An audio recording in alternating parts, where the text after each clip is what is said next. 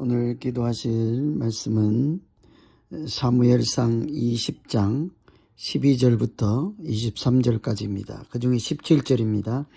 다윗에 대한 요나단의 사랑이 그를 다시 맹세하게 하였으니 이는 자기 생명을 사랑함 같이 그를 사랑함이었더라.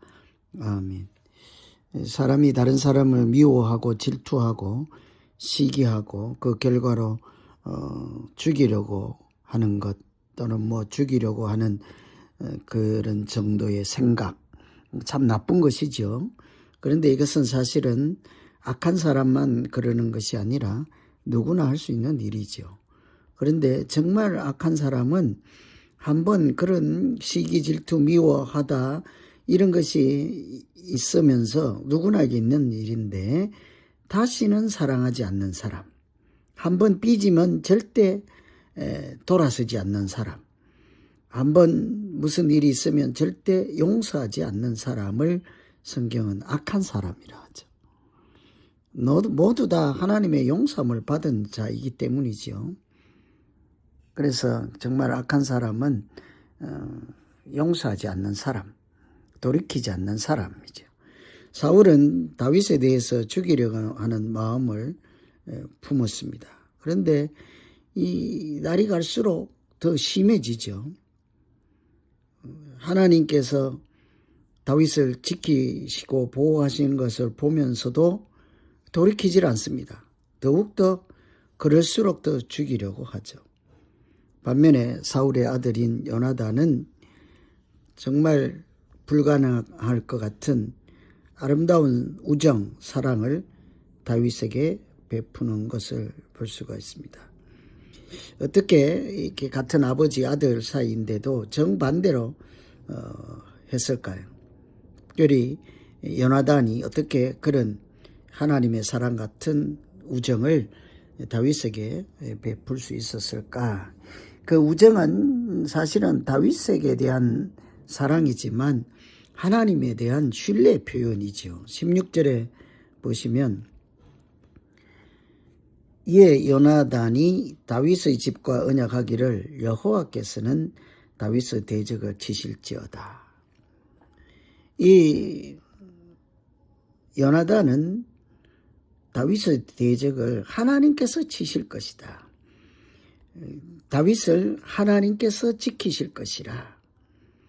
이 다윗을 어떻게 할 것인지 하나님께서 하실 일들을 요나단은 이미 내다보고 그 하나님 하시는 일을 신뢰하고 있지요.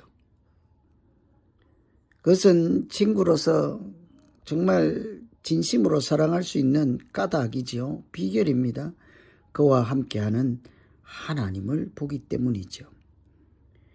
그래서 이런 우정은 단순한 친구에 대한 우정이 아니라 친구와 함께하는 하나님에 대한 신뢰, 믿음이라 할 수 있겠습니다.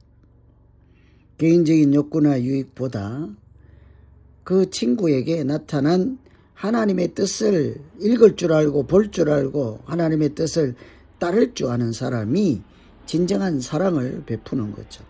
교회에서도 마찬가지죠. 사람들이 그런 것을 보지 못합니다. 저 사람 가운데 하나님이 함께 하신다 이런 걸 보지 못하죠. 전부 감정으로만, 전부 자기 감정이 삐졌다, 서운하다, 왜 이런 대접을 받느냐. 신앙생활 하러 다니는 것이 아니죠. 하나님의 말씀이나 그런 정말 아름다운 신앙은 없습니다. 전부 자기 사랑의 우상을 섬기는 중이라고 할까요? 이 친구를 사랑하는 것도 마찬가지예요. 친구를 인간적으로 사랑하는 것이 아닙니다. 그를 사랑하는, 지키시고 보호하시는 하나님을 보는 것. 믿음 생활이 그런 거죠. 근데 왜 요즘 사람들은 그런 믿음이 깊이가 없지요. 그냥 시당바닥 같은 믿음 생활을 하는 거죠. 성경은 형제를 미워하면서 하나님을 사랑하는 자, 거짓말하는 거라 했잖아요. 거짓말하는 사람이 너무 많아요. 입만 열면 누구 미워한대. 저 사람 마음에 안 든대. 그리고는 예배 시간에 버젓이 하나님 사랑합니다. 성경은 거짓말 한다 하잖아요.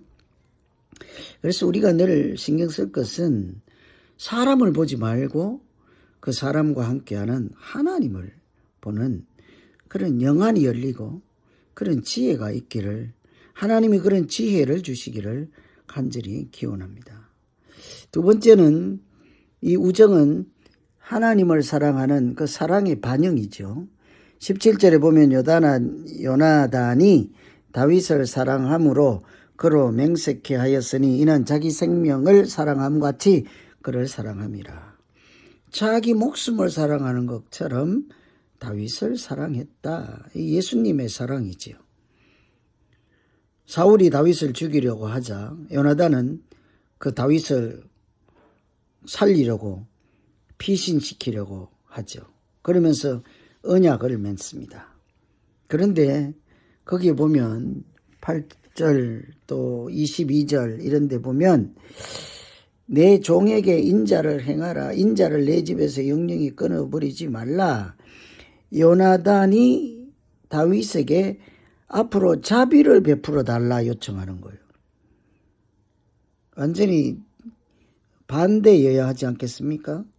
요나단이 다윗을 피신시키고 살려주는데 도망하는 사람에게 도망시켜주고 도와주는 요나단이 앞으로 우리에게 사랑을 베풀어 달라. 이내가 끊이지 않게 해달라. 자비를 베풀어 달라. 반대여야죠.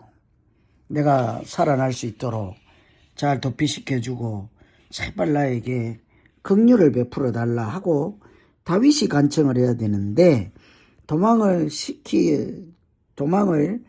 칠 수 있도록 돕는 요나단이 그 도망가는 신세에 불과한 다윗에게 우리에게 앞으로 우리 가문에게 자비를 긍휼을 인자를 베풀어 달라 이렇게 하잖아요. 실제로 전쟁에서 요나단과 사울이 죽잖아요. 나중에 다윗이 왕이 되었을 때 다 죽었잖아요. 그런데 요나단의 아들이 살아있다는 소식을 다윗이 듣습니다. 머비보셋이라는 요나단의 아들이 산 거죠. 예전에 자기 생명을 구해준 친구의 아들이니까 다윗이 그 친구하고 맺은 언약을 생각해서 자비를 베풀어 달라 하는 그 요청대로 그 친구의 아들을 자기하고 같은 밥상에서 밥을 먹게 하고 궁중에서 살게 하죠. 정말 요나단이 생각했던 대로 된 거예요. 은혜를 잊게 된 거죠. 그래서 위기에 처한 다윗을 끝까지 도와준 것이 사실은 나중에 자기 아들에게 큰 은혜로 임하는 것을 볼 수가 있습니다. 그래서 우리가 이 참 요나단과 다윗 사이의 우정, 사람 사이의 일로만 이해할 것이 아니라 이것은 하나님을 중심으로 사람들 사이에 어떤 믿음으로 살아야 하는지를 잘 보여주고 있죠. 사람과 사람 사이에 잘 대하고 인간관계를 바르게 할 수 있는 것은 항상 그 사람 보지 말고 그와 함께 하시는 하나님을 볼 때 바른 처신이 나오는 거예요. 저한테도 막 삿대질하는 사람들 있잖아요. 그 믿음 없어서 그런 거죠. 함께 하시는 하나님을 못 보는 거예요. 자기 감정만 앞세우는 사람들이죠. 서로가 마찬가지입니다. 누구하고 사이에 있든지 마찬가지인 거예요. 뿐만 아니라 이런 사람들 사이에서 있는 사랑은 하나님에 대한 사랑의 표현이죠. 내가 하나님의 은혜를 입은 것을 사람에게 되갚고 또 하나님 말씀대로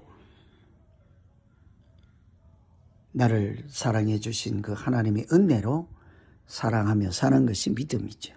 그래서 오늘 이런 일을 생각하면서 말씀 가지고 기도합니다.